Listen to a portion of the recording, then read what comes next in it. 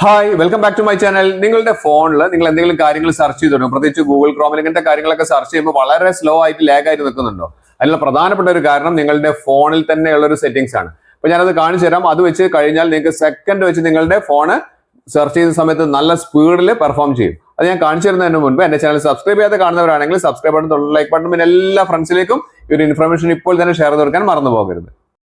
നിങ്ങളുടെ mobile high performance കാഴ്ചവെക്കാൻ വേണ്ടി നല്ലൊരു അടിപൊളി ട്രിക്ക് ഞാൻ പറഞ്ഞുതരാം. അപ്പൊ നമ്മൾ സാധാരണ നമ്മുടെ ഫോണിൽ എന്തെങ്കിലും സെർച്ച് ചെയ്യാണ്, പ്രത്യേകിച്ച് നമ്മൾ ഗൂഗിളിലാണ് നമ്മൾ അധിക കാര്യങ്ങൾ സെർച്ച് ചെയ്യുന്നത് അല്ലേ. അപ്പൊ നിങ്ങൾ ആ ഗൂഗിൾ ക്രോം എന്ന് പറഞ്ഞിരിക്കുന്ന ആ ഒരു ലോഗോന്റെ മേലെ ഒന്ന് ക്ലിക്ക് ചെയ്യുക. ഇവിടെ നമുക്ക് ഈ പറഞ്ഞിരിക്കുന്ന കാര്യങ്ങളൊക്കെ നല്ല ഹൈ സ്പീഡിൽ പെർഫോം ചെയ്യുന്ന ഒരു ട്രിക്കാണിത്. നമുക്ക് ഏറ്റവും മുകളിൽ ആ 3 ഡോട്ട്സ് ഇല്ലേ, ആ 3 ഡോട്ട്സിൽ ഒന്ന് ക്ലിക്ക് ചെയ്യാം.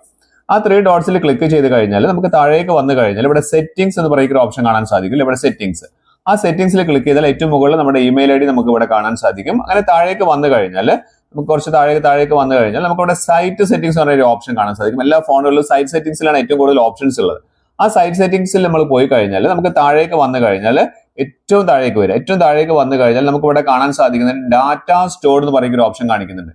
അപ്പൊ നിങ്ങൾ ഏത് വെബ്സൈറ്റിൽ പോയി കഴിഞ്ഞാലും അതിന്റെ എല്ലാം ഒരു ടെമ്പററി ഫയൽ ഇതിലൊക്കെ സേവ് ആയി കിടക്കുന്നുണ്ട്. ഇവിടെ കണ്ടില്ലേ, ഓരോന്നും 2 MB പ്രകാരം ഉണ്ട്. അങ്ങനെ 100 കണക്കിന് ഇതേപോലെയുള്ള ടെമ്പററി ഫയൽസ് ഉള്ളത് കൊണ്ടാണ് നമ്മുടെ ഫോണിന്റെ പെർഫോമൻസ് വളരെ കുറഞ്ഞു പോകുന്നത്. അപ്പൊ നിങ്ങൾ എന്ത് ചെയ്യുക, ഇതിൽ ഓരോന്നും നമുക്ക് ഡിലീറ്റ് ചെയ്ത് ഒഴിവാക്കാൻ വളരെ ബുദ്ധിമുട്ടായതുകൊണ്ട് ഏറ്റവും താഴേക്ക് വന്നു കഴിഞ്ഞാൽ ഡിലീറ്റ് എന്ന് പറയുന്ന ഒരു ഓപ്ഷൻ ഇവിടെ കാണാൻ സാധിക്കുന്നുണ്ട്.